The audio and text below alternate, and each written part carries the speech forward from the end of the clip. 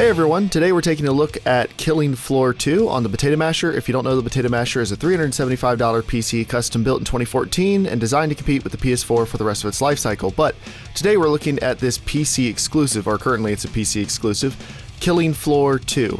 Now it's still in development, it hasn't hit final release yet, so because of that I don't do my in-depth frame rate or resolution testing. I don't pick through every graphics option or anything like that. I just try to give you an overall idea of how you can expect the game to run.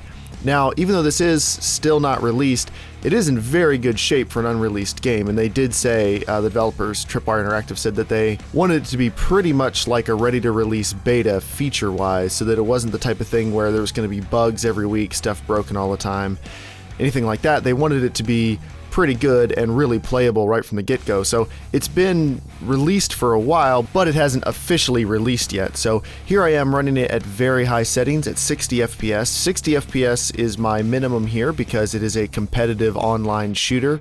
It's just the type of game where 60 FPS really should be the minimum that you play it at. It's not that you can't play it at 30, but it's much more enjoyable and much easier to play at 60. So in the offline mode with bots, it does run fine at very high settings, everything maxed out except for anti-aliasing, and it runs pretty well.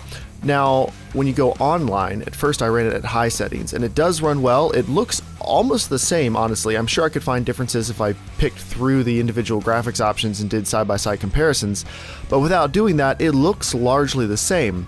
But the thing is, there are a couple frame rate drops, and they're not bad. They're into the 50s. The lowest I saw was the low 50s. Most of the time they were into the high 50s. But if you're doing a competitive shooter like this, that may be really noticeable, and it may mess you up while you're playing the game. So if you don't want that, you're going to want to drop the settings down a little bit.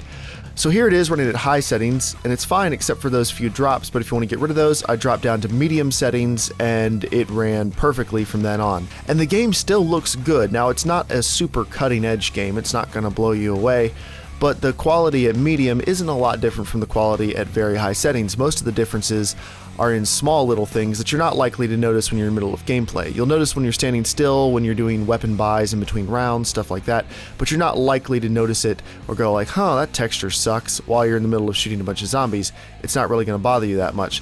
The only thing that bothered me was how weirdly slow all the characters run. It's just kind of odd. But aside from that, the game does run well on the Potato Masher.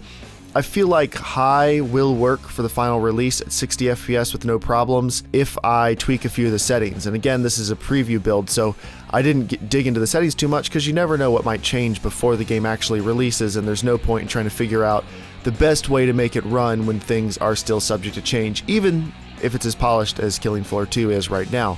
So I think high settings will work with a couple little tweaks, couple little changes, and I look forward to bringing you guys a full review when the game actually releases. So for now, thank you for watching. Check out links in the description, and I'll talk to you guys later.